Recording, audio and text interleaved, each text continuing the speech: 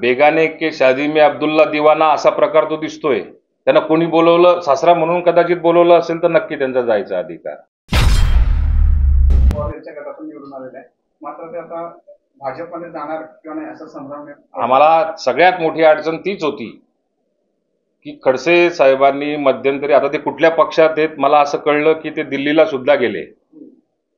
बेगाने के शादी में अब्दुल्ला दिवाना असा प्रकार तो दिसतोय। त्यांना कोणी बोलवलं, सासरा म्हणून कदाचित बोलवलं असेल तर नक्की त्यांचा जायचा अधिकार, परंतु त्यांना कुठल्या पक्षाने बोलवलंय असं काही मला वाटत नाही। आणि मध्येच त्यांनी लोकसभेच्या निवडणुकीला असं सांगितलं की मी भारतीय जनता पार्टीमध्ये प्रवेश करणार आहे आणि माझं बोलणं झालेलं आहे, प्रवेश काही झालेलं नाही अजून। ते कदाचित तसं बोलले नसते तर रक्षाताईंचा लाख मतांनी त्या ठिकाणी अजून लीड वाढला असता, आमच्या स्मिता वाघांचा 1,00,000 मतांनी त्या ठिकाणी लीड वाढला असता।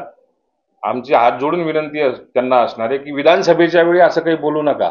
आम्हाला अंदाज आहे की जरी आज रक्षाताई या केंद्रीय स्तरावरती त्यांच्यापेक्षा चांगलं काम करून त्यांना मंत्रिमंडळामध्ये स्थान मिळालेलं आहे, तर येणाऱ्या विधानसभेमध्ये परत लेखी करता वेगळं स्टेटमेंट करायला तुम्ही सुरुवात कराल, तीच तुमची योग्य दिशा असेल, नाहीतर आमचे अजून मतं कमी होतील। उत्तर महाराष्ट्रामध्ये खडसेंनी भाजपमध्ये जाण्याचा निर्णय घेतला, त्याच्यामुळे जास्त मतं मिळाले असं बोललं जात आहे। रक्षा खडसे त्याच्यामुळे निवडून आला असं सांगितलं जात आहे। तुम्ही हे कॅल्क्युलेशन कसं करताय? मला माहिती आहे ना कोणाची प्रतिमा काय आहे, मी 30 वर्षापासून या ठिकाणी बघतोय, त्याच्यामुळे कोणाची प्रतिमा काय आहे। एखादा व्यक्ती आपल्याकडे आल्यानंतर ते घर भरल्यासारखं वाटतं, पण एखादा नाठाड माणूस जर का आपल्या घरात आला तर ते घरातले लोक घर सोडून जायला बघायला लागतात।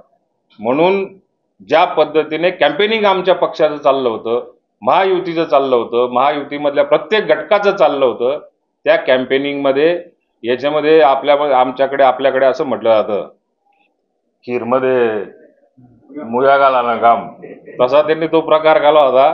कशाला मध्ये पंगतमध्ये डुक्कर सोडायचं काम केलं आणि लीड कमी करून टाकला त्यांनी। देश विदेशातील प्रत्येक घडामोडींचे लाईव्ह अपडेट मिळवण्यासाठी आता साम टीव्हीच्या सर्व सोशल मीडिया प्लॅटफॉर्मला लाईक, फॉलो आणि सबस्क्राईब करा। तसंच सर्व नोटिफिकेशनसाठी बेल आयकॉन प्रेस करायला विसरू नका।